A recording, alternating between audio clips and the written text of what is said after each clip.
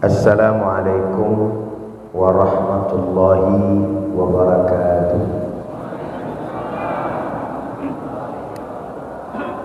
Alhamdulillah, alhamdulillahi rabbil alamin, wassalatu wassalamu ala sayyidil mursalin wa ala alihi wa sahbihi ajma'in, amma ba'd. Ahiba'il kiram, jamaah Safari Dakwah yang sama dirahmati dan dimuliakan oleh Allah Subhanahu wa taala, Bapak dan Ibu yang berbahagia. Wabil khusus saya ucapkan terima kasih yang sebesar-besarnya kepada pengurus DKM Masjid serta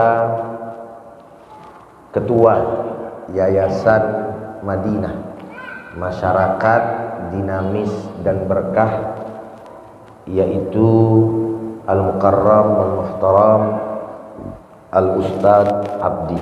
Beliau ada di sebelah kiri saya. Dari beliaulah saya jauh-jauh dari Jakarta bisa bersilaturahim, bermuajahah kepada Bapak dan Ibu semuanya. Mudah-mudahan perjumpaan kita, pertemuan kita menjadi sebab turunnya rahmat dan barokah dari Allah Subhanahu wa ta'ala. Amin ya rabbal alamin. Oleh karenanya pembukaan ini sama kita awali. Segala puji hanya bagi Allah Subhanahu wa ta'ala, Rabbul Izzah, Tuhan semesta alam, Tuhan kita semua. Salawat beserta salam juga akan tercurah, terlimpah kepada junjungan kita, suri tauladan kita, baginda Nabi besar Muhammad sallallahu alaihi wasallam. Begitu pula kepada para keluarga, para sahabat, dan insya Allah kepada kita semua selaku umatnya. Mudah-mudahan dengan berkah salawat kepada beliau, kita khususnya yang hadir pada kesempatan malam hari ini di masjid ini, Allah Subhanahu wa ta'ala izinkan agar bisa pergi haji dan umrah, agar bisa kita ziarah ke makam Rasulullah, dan di akhirat kelak kita mendapatkan syafaatnya. Amin ya rabbal alamin. Bapak Ibu sekalian yang sama dirahmati dan dimuliakan oleh Allah Subhanahu wa ta'ala, mengawali daripada kajian atau safari dakwah pada kesempatan malam hari ini, kita diciptakan oleh Allah Subhanahu wa ta'ala itu sebagai makhluk sosial. Artinya kita tidak bisa hidup sendiri. Kita membutuhkan pertolongan orang lain. Sehingga semua itu diatur oleh Allah Subhanahu wa ta'ala. Maka ada dua hubungan yang kita jalani. Yang pertama namanya hablum minallah, atau hubungan kepada Allah Subhanahu wa ta'ala. Yang kedua namanya apa? Hablum minannas, yakni hubungan kepada manusia. Artinya dari sini jelas bahwa kita diciptakan oleh Allah Subhanahu wa ta'ala untuk melakukan ibadah dengan dua bagian ibadah. Yang pertama namanya ibadah mahdhah. Apa ibadah mahdhah Bapak Ibu? Ibadah mahdhah itu ibadah yang murni. Maksudnya antara kita dengan Allah Subhanahu wa ta'ala. Ada lagi ibadah ghair mahdhah, yakni tadi kembali hubungan kita kepada manusia. Makanya ada istilah orang itu soleh secara sosial. Soleh saja secara murni antara diri dia kepada Allah itu nggak cukup. Betul atau betul? Assalamualaikum. Masih hidup atau enggak? Alhamdulillah. Soleh kepada Allah saja dalam pandangan Allah dan Rasulnya di dalam syariat kita itu belum cukup. Harus ada yang namanya soleh secara sosial. Makanya ada beberapa kaitan tentang persoalan itu. Orang dianggap baik, orang dianggap soleh, orang dianggap taat, tidak usah melihat dirinya, tapi lihat kepada siapa dia berteman. Assalamualaikum. Pernah dengar nggak kata-kata kayak begitu? Pernah apa enggak? Assalamualaikum. Lemes semua kayaknya apa ya? Artinya orang itu dilihat dengan siapa dia berkawan. Bahkan persoalan tetangga pun diatur tuh. Kalau mau tahu seseorang itu baik apa kagak, enggak usah jauh-jauh nanyanya. Tanya aja sama tetangganya. Tuh. Artinya kalau tetangganya mengakui dia orang baik, maka nggak perlu kita cari-cari lagi. Wong tetangganya aja mengatakan dia orang baik. Maka oleh karenanya dalam persoalan ini betul-betul diperhatikan di dalam Islam, sampai-sampai di dalam hadis itu Allah Subhanahu wa ta'ala punya nabi, yaitu baginda kita Nabi besar Muhammad sallallahu alaihi wasallam bersabda. Dalam penggalan sabdanya Nabi mengatakan, man kana yu'minu billahi wal yaumil akhir falyukrim jarahu. Barang siapa yang beriman kepada Allah dan Rasulnya, maka hendaklah ia menghormati daripada tetangganya. Apa cukup sampai di situ? Enggak. Wa man kana yu'minu billahi wal yaumil akhir falyukrim dhaifahu. Subhanallah. Siapa orang pula yang beriman kepada Allah dan juga hari akhir, maka hendaklah ia memuliakan daripada tamunya. Sehingga dari sini bisa kita melihat begitu detail dan juga hati-hati mewanti-wanti ajaran kita supaya umat dan juga hamba Allah Subhanahu wa ta'ala ini jangan melupakan kesolehan sosial. Assalamualaikum. Jelas apa jelas? Paham apa paham? Alhamdulillah. Bahkan yang menariknya Bapak dan Ibu, perkara dosa kalau itu kaitannya kepada Allah Subhanahu wa ta'ala saja, di dalam bab taubah, salah satunya di dalam kitab Riyadhus Shalihin itu dibahas. Maksudnya bagaimana Ustadz pembahasannya? Kalau dosa ame Allah Subhanahu wa taala, tapi bukan berarti meremehkan daripada dosa. Itu lebih gampang dan lebih mudah. Kenapa? Karena jelas Allah Subhanahu wa taala itu Maha Pengampun. Benar apa benar? Yakin apa enggak?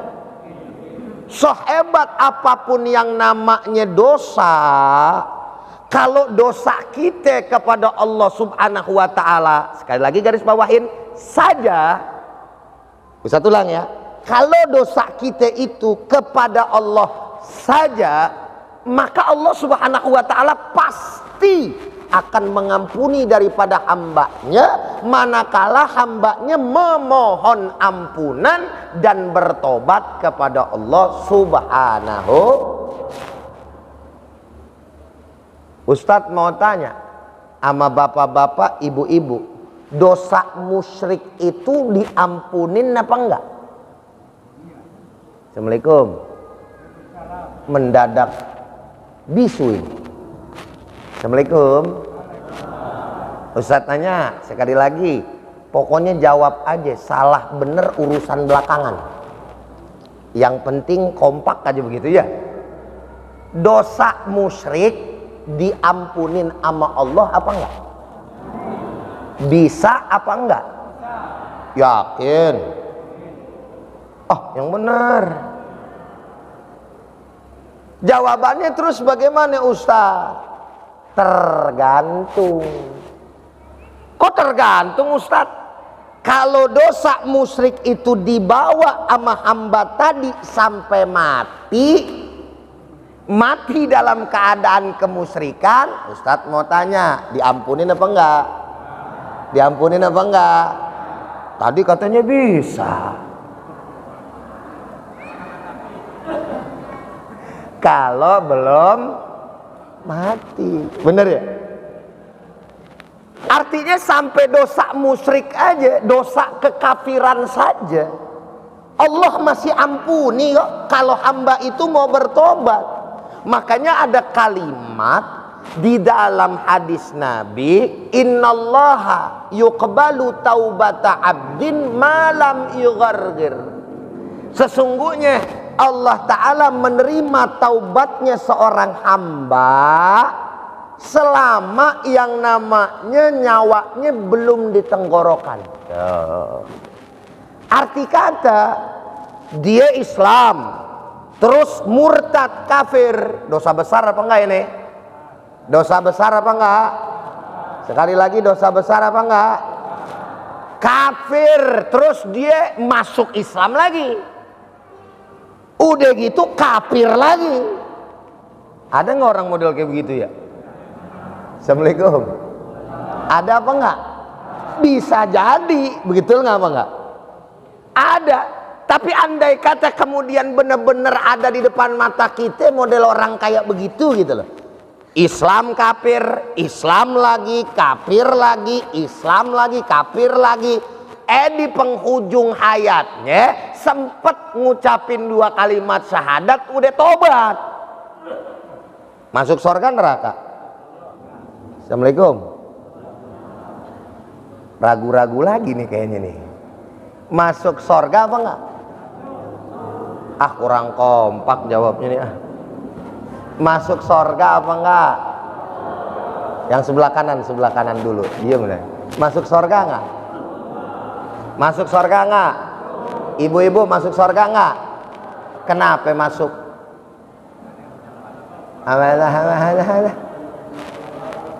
Karena membawa iman.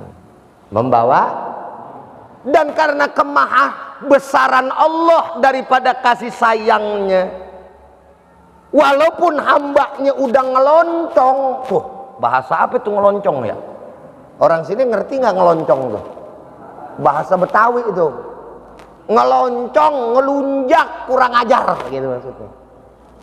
Kira-kira nih kalau misalkan nih orang temen kita gitu, kita yang digituin, dikhianatin, itu namanya berkhianat nggak kepada Allah tuh?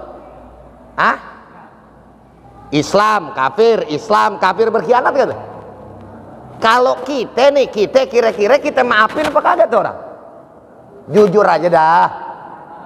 Maafin apa enggak? Ada yang bilang enggak, ada yang bilang maafin. Rasa-rasanya sih kalau saya aja makomnya nih, ya bisa sih maafin kali ya. Tapi kesimpen nggak di hati? Kesimpen nggak di hati? Pasti deh kayaknya. Iya. Tapi Allah enggak, masya Allah. Biar ente bawa yang namanya dosa, bagaikan buih di lautan, campur sama air garam-garamnya tuh, sama garam-garam nih. Saking banyaknya dosa kita, tapi ketika kita angkat kedua tangan kita, lalu meneteskan kedua air mata dengan penuh penyesalan dan berjanji tidak akan mengulangi lagi, maka Allah Subhanahu wa ta'ala amat sangat senang, sebagaimana digambarkan di dalam hadis. Senangnya Allah Subhanahu wa ta'ala bagaikan seseorang yang kehilangan daripada hewan tunggangannya, lalu kemudian dia menemukan hewan tunggangannya lagi tersebut, saudara. Subhanallah. Ustaz mau tanya, Allah berarti Maha Rahman atau tidak? Assalamualaikum. Berarti Allah Maha Rahman apa enggak? Maha Rahim apa enggak? Alhamdulillah. Tuh Allah tuh.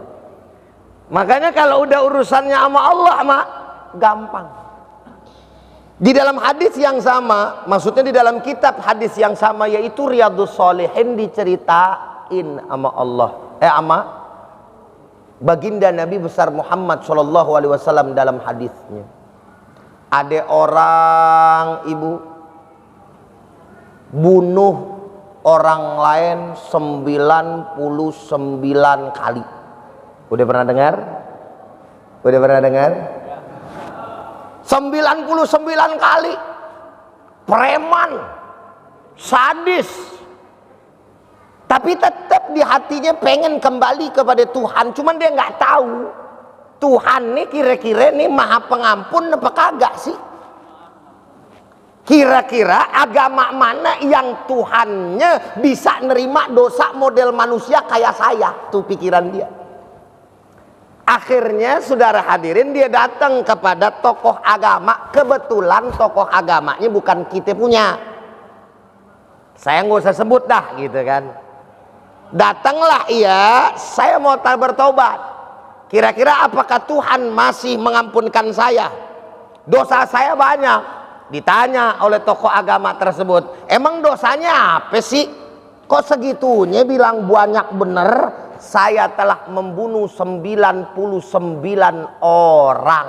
Mendengar daripada penjelasan hamba tadi, orang tadi murka nih tokoh agama. Dia katakan apa? Kamu tidak pantas menjadi hamba Tuhan. Kamu tidak pantas kembali kepadanya. Sudah terlalu kotor dan keji perbuatanmu. Bukannya mendapatkan nasihat yang enak, malah dimarahin. Kesel apa enggak? Kesel apa enggak? Kesel nyimpen di hati, Pak. Mulutnya nyakitin nih tokoh agama. Akhirnya tuh singkat cerita, udah dah 99. Satu lagi cepek nih, genep begitu katanya. Akhirnya dibunuhlah oleh dia tokoh agama tersebut. Jadi 100. Tapi yang namanya fitrahnya manusia, bapak dan ibu, sehebat apapun dan sekeji apapun orang tersebut, fitrahnya itu tetap ada. Kalau dosa itu dia tahu. Maka ketika dia habis ngebunuh, dia tetap merasa bersalah. Kita begitu apa kagak? Assalamualaikum. Begitu nggak gitu? Habis ngelakuin dosa, kita ngerasa bersalah. Betul? Apa itu Ustadz dosa? Dosa itu pada dasarnya kalau dalam bahasa Arab kan al-itham, ithmun, pakai ta, yakni satu perbuatan yang orang lain nggak mau kita tahu, orang lain tuh nggak boleh tahu gitu. Itu namanya dosa.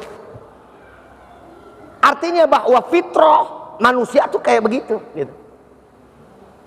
Akhirnya dia ngerasa bersalah, dia pengen cari lagi nih. Datanglah ke kiai, bahasa kita tuh. yakni tokoh agama dari kalangan agama Islam. Apa dikatakan Bapak Ibu? Saya nih udah ngebunuh 100 orang. Baru aja yang atu saya bunuh tuh. Saya mau bertobat. Apakah Tuhan Anda Maha Pengampun dan mau mengampunkan dosa saya? Lalu kemudian pada akhir dikatakan Allah Subhanahu wa taala Tuhan kami. Tuhan kita semua adalah Tuhan yang Maha Pengasih lagi Maha Penyayang dan Maha Pengampun untuk hamba-hambanya. Subhanallah. Saya 100 orang loh bunuh orang ini udah masih diampunin, bener? Masih. Saya mau bertobat boleh? Diterima? Diterima. Oke, kalau begitu baik. Saya akan bertobat dan kembali kepada Tuhan, yaitu Allah Subhanahu wa taala. Masuk dia Islam, tobat dia, dikasih cara. Bagaimana caranya bertobat? Caranya bertobat, janganlah engkau bercampur baur kembali oleh orang-orang yang ahli maksiat. Pindahlah pergaulannya kepada orang-orang yang ahli taat. Karena memang di kampungnya dia itu banyak ahlul maksiat, makanya disuruh pindah ke kampung ahlut taat. Akhirnya dia turutin. Di tengah perjalanan dicabut nyawanya alias mati. Emang udah jatahnya habis. Betul apa betul? Turun malaikat rahmat sama malaikat azab. Malaikat rahmat bilang ini punya saya karena dia sudah bertobat. Malaikat azab bilang kagak. Habis bunuh 100 orang, baru juga timbang ngomong tobat doang, baru timbang yang namanya syahadat doang, beramal soleh belum, man, ini punya saya. Akhirnya saudara, karena memang berdebat malaikat rahmat sama malaikat azab, turunlah itu buat penengah. Kalau tidak salah di dalam hadis tersebut dijelaskan malaikat Jibril atau siapa, saya lupa, tinggal dicek lagi. Ditengahin, ini ada apa sih sebenarnya? Katakanlah itu malaikat Jibril gitu. Ini saya punya hak atas mayit ini karena mayit ini sudah bertobat kepada Allah, kata malaikat rahmat. Malaikat adab nggak mau kalah, enggak. Dia berdalih sebagaimana apa yang tadi. Lalu pada akhirnya dikasih jalan tengah, begini aja. Hitung jarak daripada kampungnya ahli maksiat dan kampungnya ahli taat. Kira-kira nih tempat dia terbaring meninggal dunia nih deketan mana? Kalau deketannya deketan ke ahli taat, maka dia ahlul jannah. Kalau dia dekatnya ke kampung maksiat, maka dia ahlun nar. Bagian ente dah tuh. Akhirnya dihitung Pak Bu. Setelah dihitung subhanallah, bedanya cuman sedikit, lebih dekat ke kampung ahli taat, hanya sejarak sejengkal saja. Alhamdulillah. Ustadz mau tanya, berarti ahli sorga apa ahli neraka? Sorga apa neraka?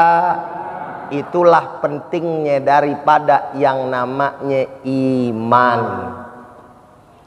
Amal soleh belum dikerjain tuh.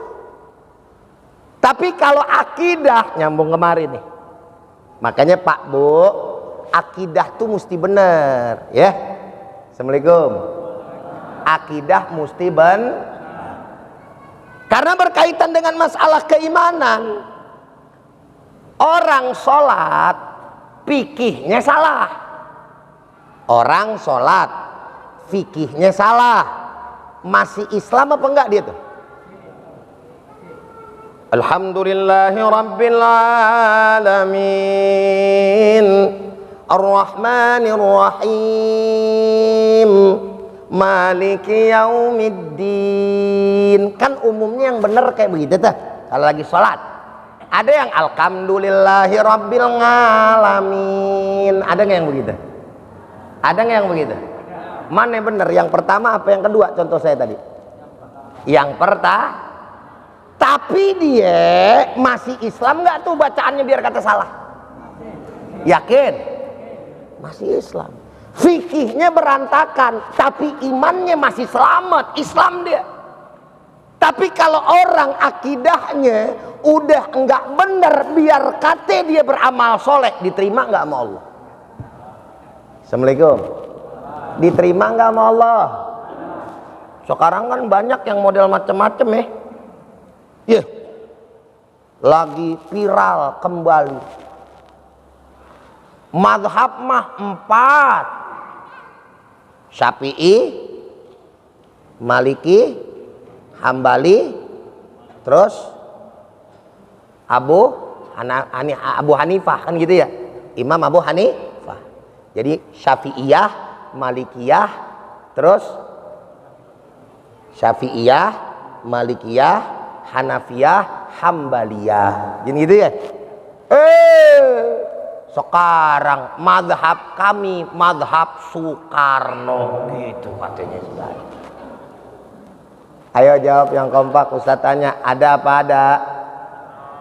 Ah, kurang keras nih. Ada apa ada? Sekarang banyak orang ngeblank. Banyak orang ngeblank. Tahu ngeblank apa? Error. Iya. Ada aja. Kebablasan semua. Nah, Soekarno lah dikata madhab. Guru bangsa, pendiri, iya, hormatin wajib. Karena belum tentu kalau andai kata tanpa sebab beliau Indonesia ada. Benar apa enggak? Bahwa Soekarno sebagai orang yang kita hormatin wajib, orang tua kita, pahlawan kita, presiden pertama kita. Tapi kalau udah urusannya dibawa-bawa ke agama, dia bilang itu kami bermadhab Soekarno. Dari mana judulnya sayang? Assalamualaikum. Ibu-ibu katanya kan madhab Soekarno mau mengangkat harkat derajat ibu-ibu katanya nih. Bener nggak Bu? Ibu, saya mau tanya, ibu kalau sholat jamaah mauan di depan apa di belakang? Jamaah, depan belakang. Depan belakang. Islam mah udah paling bagus, betul apa kagak? Bukan hanya sekedar aturan, tapi bicara etika. Islam tuh benar apa benar? Lah kalau misalkan ibu-ibu bisa di depan, kitanya yang di belakang, yang repot mata kita. Kan yang pikirannya pada kemana-mana ketawa kan tuh. Ah, Ustadz juga begitu, benar. Jadi diukur etika kita tuh.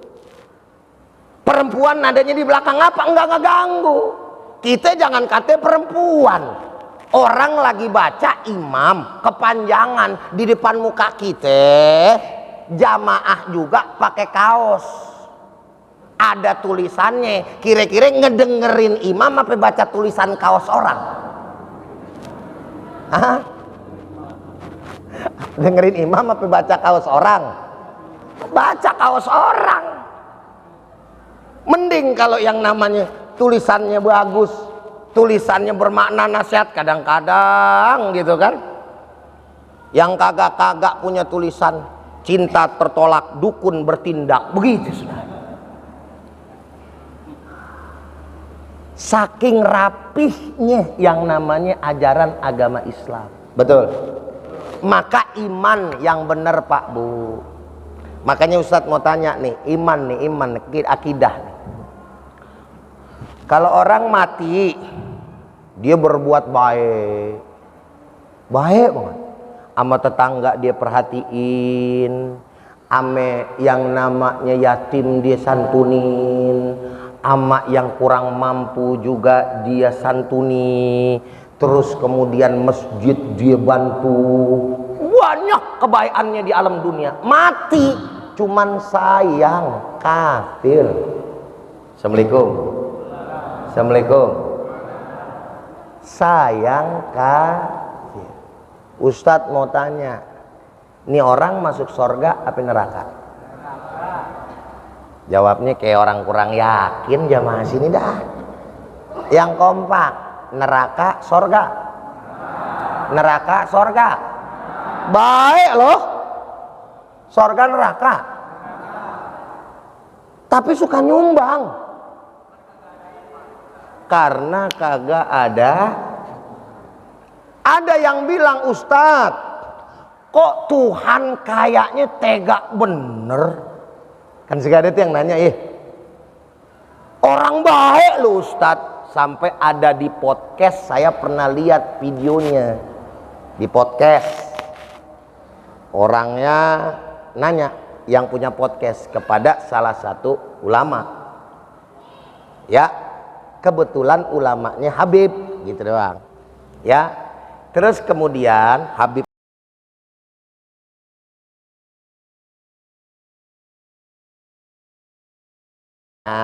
ketika ditanya nih, Beb, nanti kalau misalkan ada orang baik, terus kemudian dia mati, Beb, masuknya kok neraka, Beb, bagaimana, Beb? Dijawabnya bener sama si Habib. Dikatakan sama beliau, yang namanya orang tersebut kalau dalam ajaran kami itu masuk neraka. Udah bener belum? Udah bener belum? Berarti hak kita nggak tuh ngomong begitu? Assalamualaikum. Hak kita nggak ngomong begitu tuh, karena memang di dalam ajaran Islam, di Al-Quran emang begitu Allah bilang, kan gitu ya. Cuman sayang, pas omongan keduanya ada kata-kata, tapi sorga neraka itu hak prerogatif Allah. Jadi burem lagi nih. Betul apa kagak kira-kira penangkapan saya ini mah? Betul ya?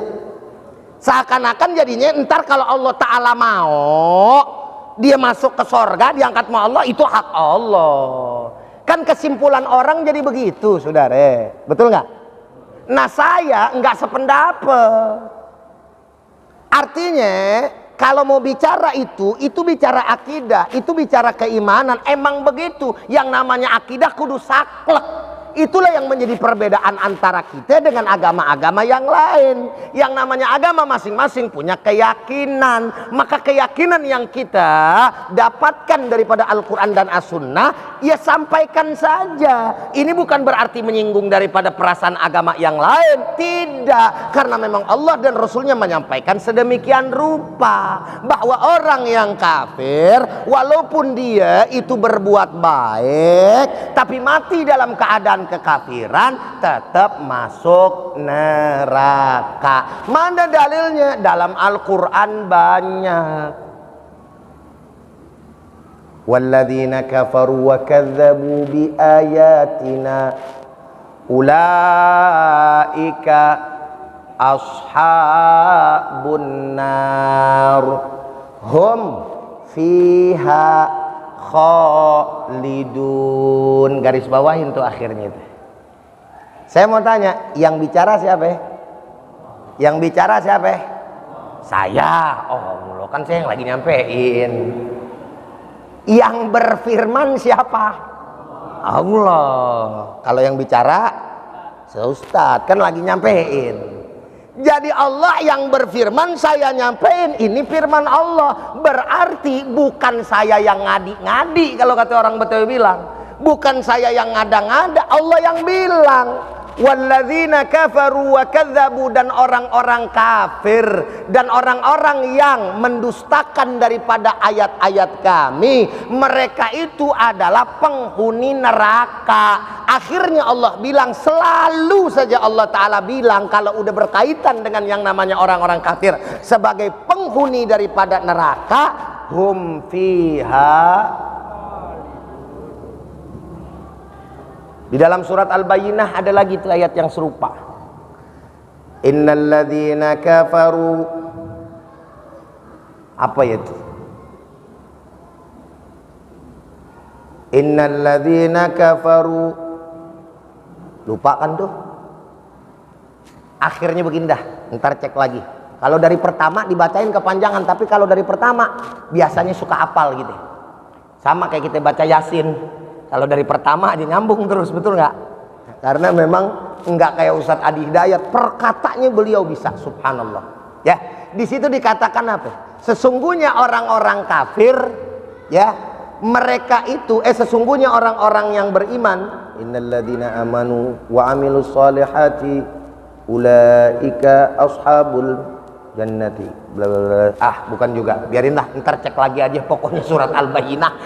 Ya, sesungguhnya orang-orang yang kafir, mereka itu adalah penghuni neraka, dan mereka akhirnya Ustaz apal nih, ulaika hum syarrul bariyah. Mereka seburuk-buruknya yang namanya manusia. Coba bayangin tuh. Pengen berusaha ingetin lagi Ustadz gitu tuh ayatnya. Sedangkan orang-orang yang beriman, mereka adalah penghuni sorga, ya kan? Yang mengalir di bawahnya sungai, kan gitu. Ulaika hum khairul bariyah. Dan merekalah sebaik-baiknya daripada manusia. Mudah-mudahan kita semuanya masuk kategori khairul bariyah. Amin. Mudah-mudahan yang ada di sini semuanya calon penghuni sorga. Amin. Yakin nggak mau bisa masuk sorga? Yakin nggak bisa masuk sorga? Saya aja kagak yakin ini. Yakin nih, hebat bener jamaah ya. Mengklaim bahwa kita pasti ahli sorga, boleh nggak? Assalamualaikum. Boleh nggak?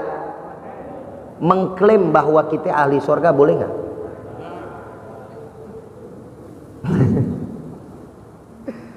Nggak boleh. Karena kita nggak tahu. Makanya kita di dalam akhir ayat kita sholat tuh ada doa, abis fil alamina innaka Hamidum Majid. Habis itu langsung salam atau ada yang doa lanjutannya? Orang sini ada yang udah baca doa nggak? Habis fil alamina innaka Hamidum Majid. Ada yang tahu apa aja doanya? Allahumma inni a'udzubika min adzabil qabri wa min adzabin nar wa min fitnatil mahya wal mamati wa min fitnatil masihid Dajjal. Lanjut, ya muqallibal qulub, wahai yang membolak-balikan hati, sabit qalbi ala dinika, tetapkanlah hati ini di dalam agamamu. Artinya berharap wajib, bahwa yakin kita pasti masuk surga, jangan terlalu kepedean juga. Karena sebaik-baiknya orang adalah orang yang senantiasa khawatir kalau dirinya ini diterima enggak amal ibadahnya oleh Allah Subhanahu wa taala. Itu dia. Karena ketika kita udah punya sikap seperti itu Bapak dan Ibu, maka yang kita pikirin otomatis kekurangan amal ibadah kita. Assalamualaikum. Benar apa benar? Kalau orang udah khawatir, ya diterima enggak amal ibadah saya ya Allah. Bukan was-was, beda. Kalau was-was kayak sholat, Allahu Akbar, Allahu Akbar, Allahu Akbar. Ada nggak yang begitu terus tuh? Ada ya? Itu was-was. Kalau was-was nggak boleh, ya. Was-was nggak boleh, ya. Tapi yang dimaksud di sini adalah apa? Khawatir. Padahal ibadahnya udah keren. Sholat sunnahnya banyak. Istiqomah, puasanya juga jalan, terus kemudian juga bantu orang, sedekahnya luar biasa, tapi dia selalu menghitung dirinya, ya Allah, saya takut saya punya ibadah enggak diterima. Akhirnya jadi apa buahnya? Akan selalu senantiasa mengoptimalkan, memaksimalkan daripada ibadah. Tapi kalau orang-orang yang ngerasa puas bagaimana? Apa namanya orang ngerasa puas? Ujub, bangga diri. Lagi sholat nih umpamanya tengah malam buta, Allahu Akbar, sholat tahajud, dalam hati nggak dikeluarin nih, dalam hati Allahu Akbar, alhamdulillah gue masih sholat, tengah malam juga gue bangun, biar kata gue udah capek bener kayak gue bangun. Tetangga gue, temen gue susah bener, buru-buru sholat sunnah, gue suruh sholat aja kagak mau. Ih, gue mah najis. bangga terhadap diri, baru dalam hati habis tuh amal soleh. Apalagi ria tuh, luar biasa. Makanya saudara hadirin yang sama dirahmati oleh Allah, terus berharap kepada Allah Subhanahu wa ta'ala supaya kita termasuk orang-orang yang Allah ridhoi dan menjadi penghuni surga. Pertanyaannya lagi,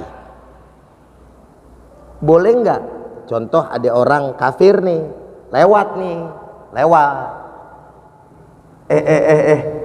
bro sini dah, saya bilangin, kenapa ente tahu nggak itu si Roland, taruhlah namanya Roland, orang kafir tuh bro, ya terus kenapa ahli neraka tuh.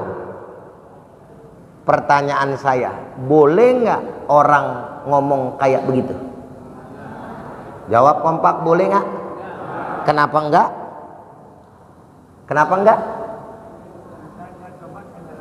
Karena masih hidup. Kita nggak tahu.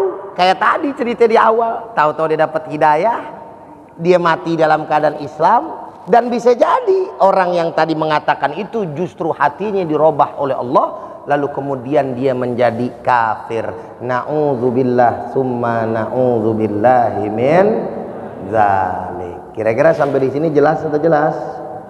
Paham apa paham? Ngerti apa ngerti? Lanjut apa udah? Yang benar. Lanjut apa udah? Udah jam berapa tuh ya? Udah sejam ya tadi saya ceramah, udah belum? Udah ada sejam belum? Belum.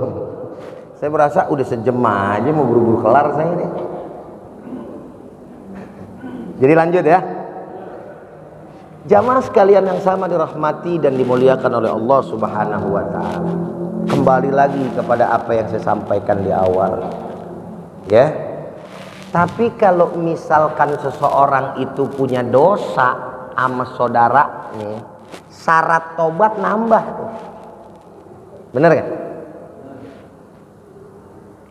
Apa itu? Meminta ridho daripada orang yang telah dilukainya, dizoliminya, disakitinya. Kalau seandainya dia nggak ridho, kebawa tuh sampai yang namanya hari kiamat plus akhirat di pengadilan Allah Subhanahu wa ta'ala. Masya Allah. Makanya ada satu hadis yang panjang, saya sampaikan saja terjemahannya. Nabi bertanya, apakah kalian tahu orang yang bangkrut muflis? Atadruna manil muflis, kata Nabi. Apakah kalian tahu tuh siapa orang yang muflis, yang bangkrut? Sahabat jawab, orang yang habis duit dan harta bendanya, ya Rasul. Bukan. Jawaban yang lain, bukan. Lalu kemudian sahabat mengatakan, Allahu wa rasuluhu a'lam. Allah dan Rasulnya saja yang tahu. Baru Nabi menjawab, orang yang muflis dan bangkrut itu adalah nanti di hari kiamat. Seorang hamba yang membawa begitu banyak pahala dan hampir saja dia dimasukkan oleh Allah Subhanahu wa ta'ala karena amal solehnya, tanda kutip. Maksudnya hampir saja itu karena secara lahiriahnya begitu, tapi secara takdir Allah ta'ala emang ini orang ahli neraka, saudari. Karena secara lahiriahnya dia bawa amal soleh. Dengan amal soleh yang begitu banyak, pahala yang begitu berlipat-lipat, namun pada saat di hadapan Allah Ta'ala ingin dimasukkan ke dalam surga, berdatanganlah orang-orang yang dulu di alam dunia sering dia sakiti dan sering dia zalimi. Satu persatu, ternyata banyak, sehingga amal soleh yang tadi udah pahalanya berlipat-lipat, yang timbangannya udah berat, dikasih ke yang orang telah dizolimi sama dia. Dikasih terus, sampai habislah dia punya yang namanya pahala tersebut. dan pada akhirnya masih datang lagi orang yang menuntut keadilan karena kezolimannya di hadapan Allah Ta'ala. Dosa orang yang tadi dizolimi dipindahin ke dia, dan terus kemudian seperti itu yang pada akhirnya terbalik. Yang tadinya timbangan kebaikannya banyak, lalu pada akhirnya timbangan keburukannya yang lebih banyak. Atas dasar itu lalu pada akhirnya dia menjadi ahli neraka. Na'udzubillah summa na'udzubillahi min. Bu, Pak, termasuk masalah ngutang, termasuk masalah. Banyak nggak orang sekarang nyepelein utang? Banyak apa enggak? Heran saya, orang kalau misalkan lagi mau ngutang itu multi talenta. Tahu multi talenta? Langsung yang namanya bakat terpendamnya itu keluar. Yang nggak bisa acting, saudara, betul nggak? Pokoknya segala macam cara dia lakuin. Buat apa? Agar orang yang jadi incaran dia supaya minjemin duit itu bisa memberikan uangnya, betul? Entar yang nangis lah, entar yang mohon lah, entar yang melas lah, dan macam-macam. Giliran selesai dikasih, dia punya ilmu dari limbat, saudara. Apa itu ilmu ngilang? Betul nggak? Ditagih susah. Kalau tiba ngilang masih mending. Ini giliran ditagih marahan dia. Banyak apa banyak? Banyak apa banyak?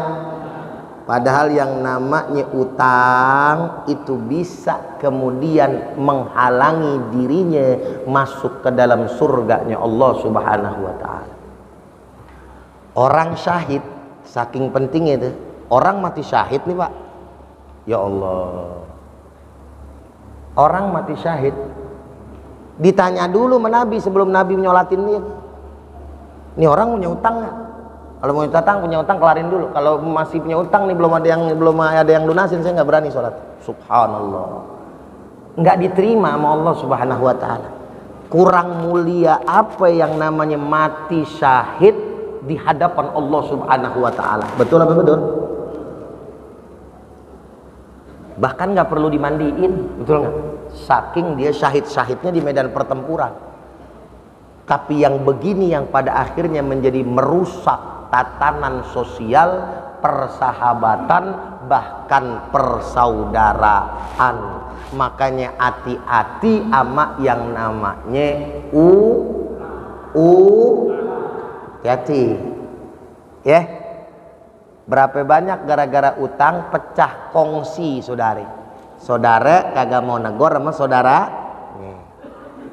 Kenapa? Karena yang ngutangin sebel, yang diutangin enggak terima. Na'udzubillah summa na'udzubillahi min dzalik.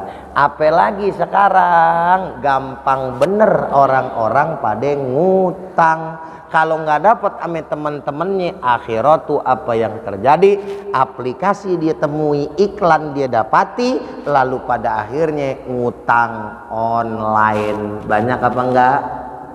Udah ngutang jatuh kepada riba.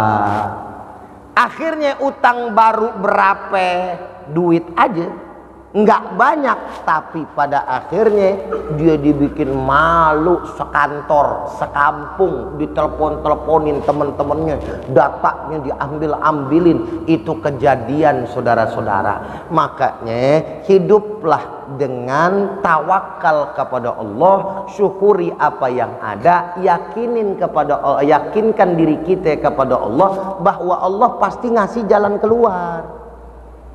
Ustadz mah enak ngomong, coba Ustadz jadi saya. Lah, emang sampean aja yang punya permasalahan.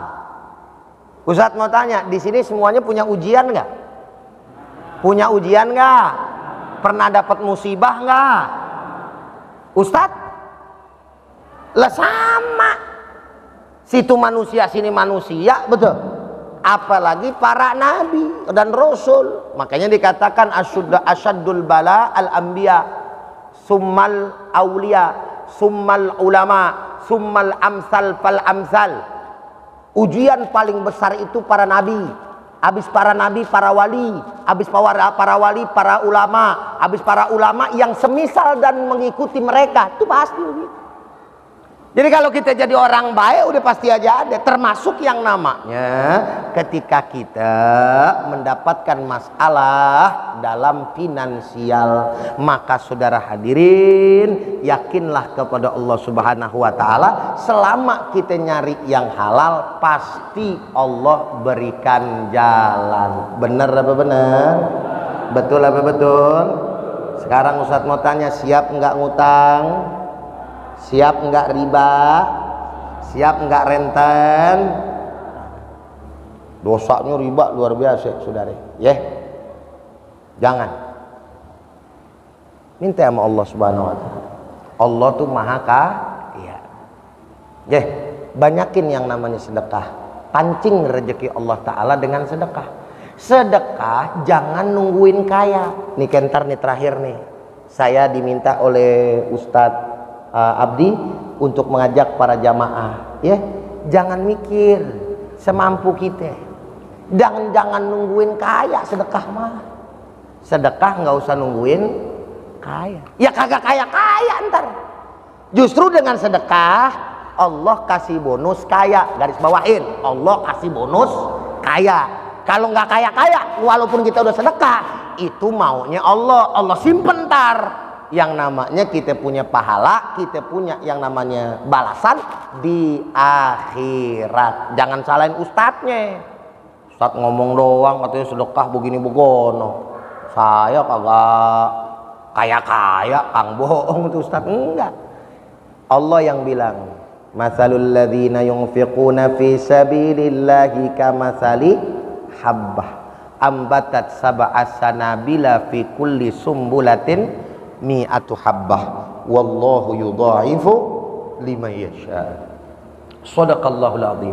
Jadi Allah Subhanahu wa taala mengatakan perumpamaan orang-orang yang bersedekah di jalan Allah, untuk ajaran Allah, untuk syiar agama Allah, maka dia bagai menanam satu benih, tumbuh 7, dari 7 tumbuh masing-masing 100, dia kemudian menjadi 700 kali lipat. Lalu Allah mengatakan di akhir ayatnya, wallahu yudha'ifu liman yasha. Allah Subhanahu wa taala melipat gandakan lebih banyak lagi bagi siapapun yang Allah taala kehendaki. Alhamdulillahi rabbil.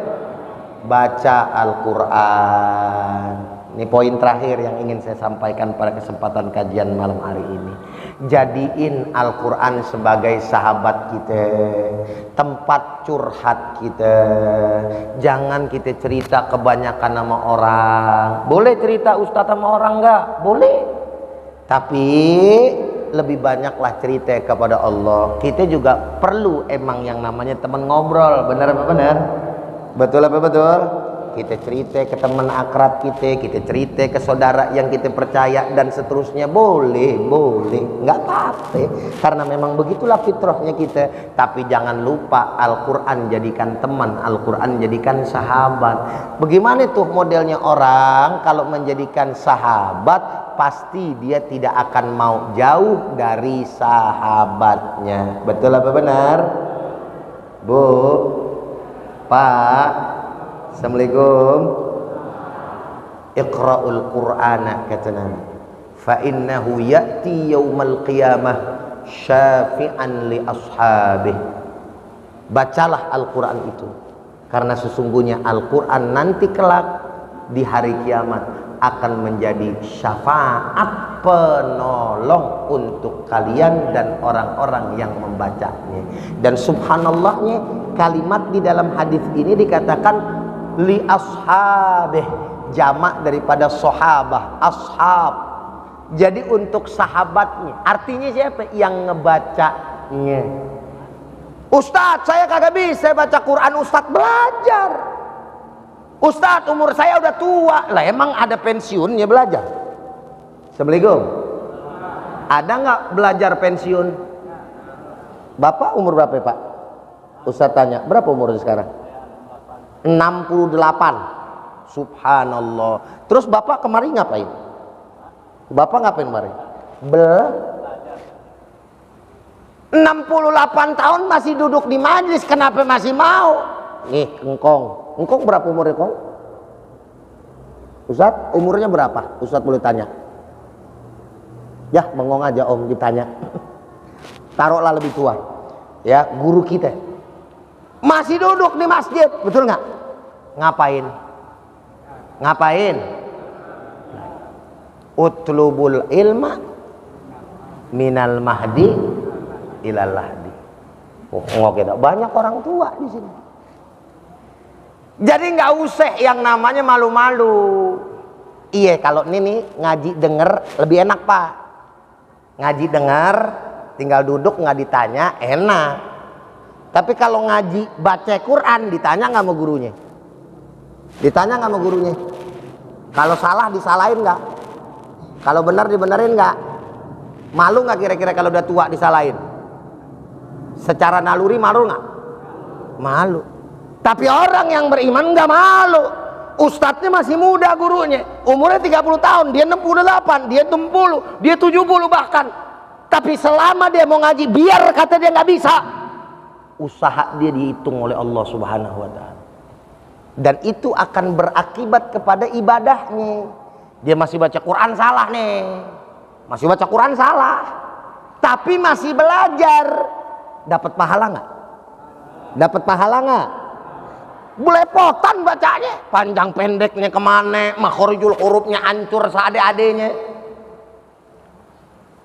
tapi masih belajar, dicatat sama malaikat pahala setiap huruf 10 kebaikan. Ngapa masih usaha? Beda sama orang yang ngerasa puas. Ente nggak belajar ngaji sama Ustadz Fulan? Ya, dia mah baru anak kemarin sore. Lah mau ngapain saya ngaji sama dia? Tuh penyakit tuh. Belajar supaya bacaan Al-Quran kita menjadi ibadah di mata Allah Subhanahu wa ta'ala. Insya Ustadz mau tanya, siap baca Quran? Assalamualaikum. Jawab yang kompak, siap baca Quran? Siap belajar sampai mati? Alhamdulillah. Moga mudah-mudahan kita semua digolongkan oleh Allah Subhanahu wa ta'ala sebagai orang-orang yang juga mau terus-menerus mengkaji dan mendalami ilmu sampai akhir hayat kita. Beda lupa ya, hati-hati. Sebagai penutup sekarang dari kajian ini saya mau sampaikan, ada yang namanya al-ilmu doruri.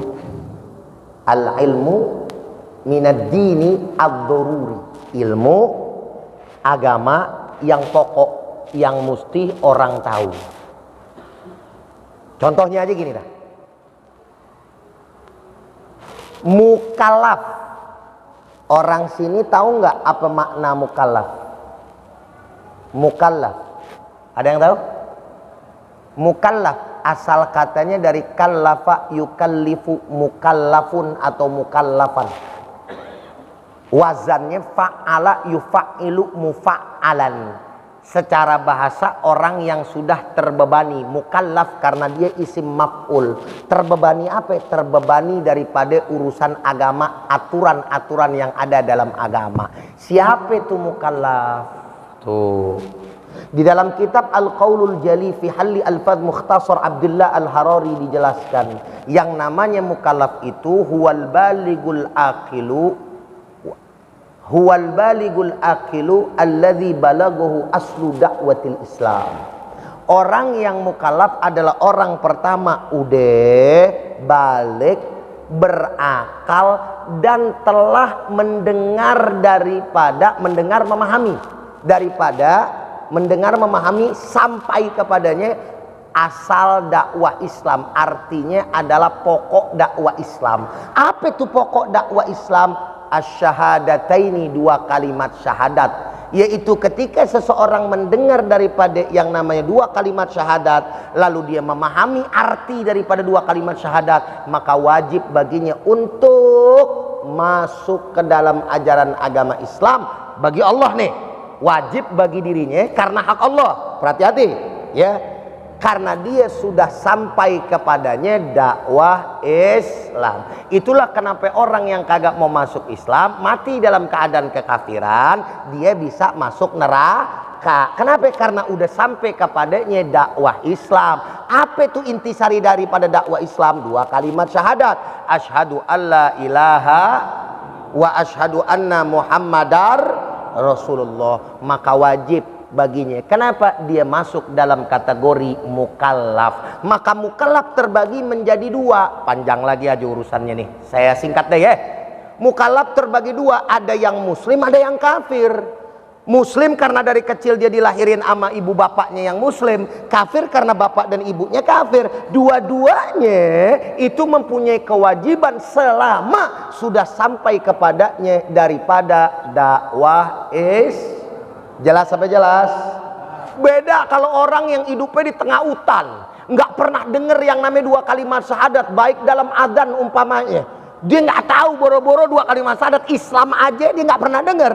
Maka orang yang kayak begitu lahiriahnya dia kafir, tapi kalau sampai mati dia seperti itu, dia bukan mukallaf. Maka ketika dia bukan mukallaf, nggak berhak baginya azab Allah Subhanahu wa taala. Tuh Allah taala tuh.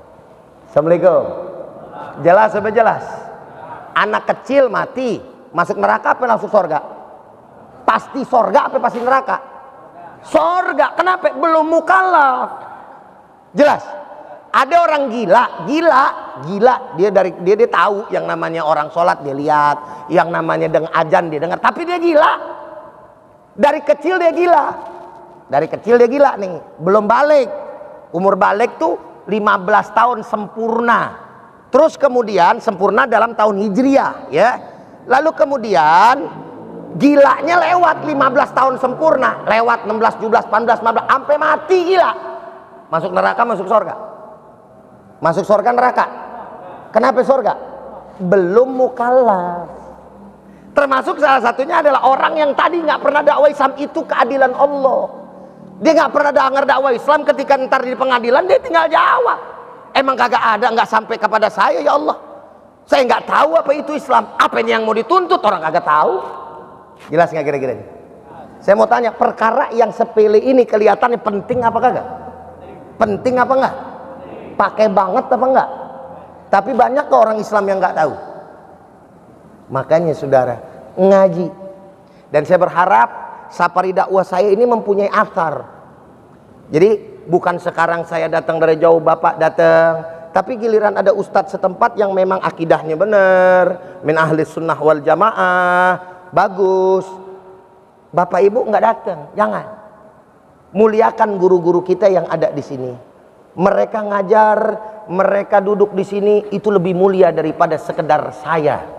Saya setahun sekali, Pak. Ini orang sini mati, orang sini ada yang mati nih. Saya ngelawat nggak? Saya ngelawat nggak? Ada yang meninggal nih jamaah nih, ada yang saya ngelawat nggak? Yang ngelawat orang ustadz kampung sini nggak? Ente orang kampung sini meninggal, yang nyolatin saya apa ustadz kampung? Yang tahlilin ustadz kampung apa saya?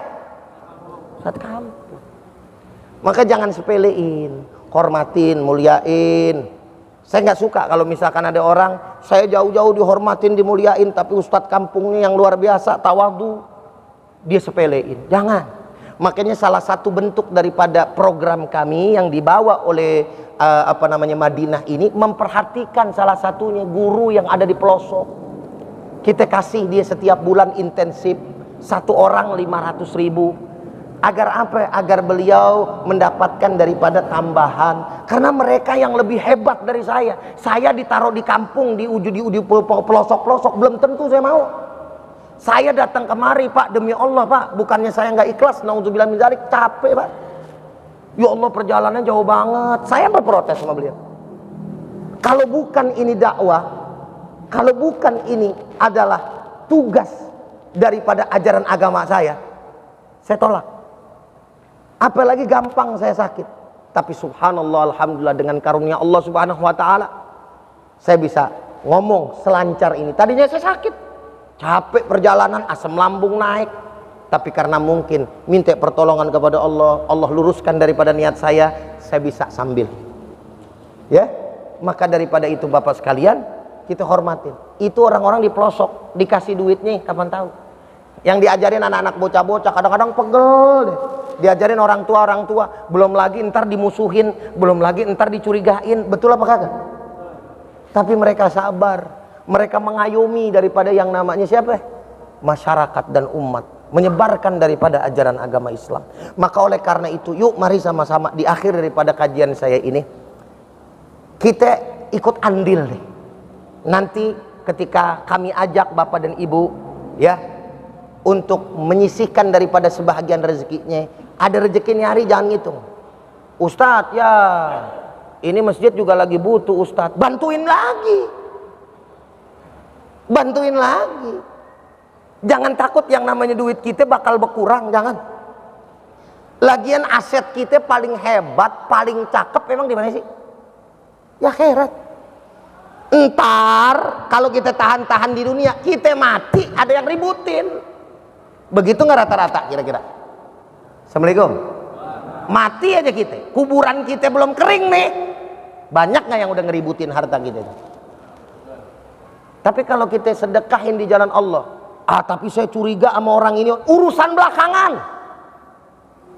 Kita nih udah apa namanya, menyisihkan daripada sebagian rezeki kita. Allah tuh udah terima. Adapun umpamanya maaf kata naudzubillah min dzalik, saya khianat umpamanya, wal iyadzubillah, ini yayasan berkhianat, dia yang dosa.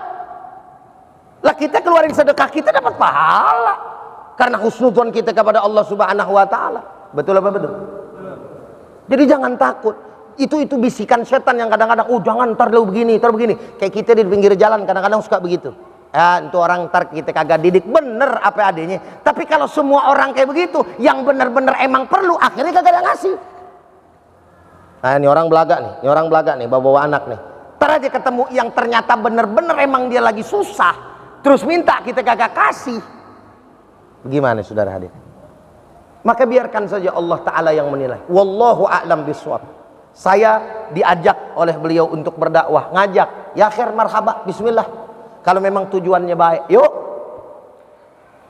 kita sama doain, kita husnudzon. Mudah-mudahan beliau amanah akan membantu daripada salah satunya guru ngaji tadi di pelosok negeri, untuk kemudian mendapatkan daripada kebahagiaan berupa tambahan. Emang gak seberapa 500.000 tambahannya satu orang, kelihatannya gak seberapa 500.000 hari gini kira-kira.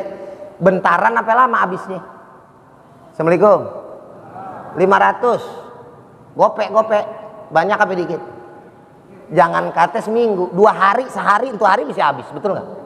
Tapi paling tidak ada bentuk perhatian kita. Makanya nanti saudara-saudara yang ngerasa mampu, kalaupun bahasa kata nanti dia mampu lebih besar, silahkan, alhamdulillah. Kalau dia misalkan tidak merasa mampu yang besar, biar kata kecil paling dikit, bantu.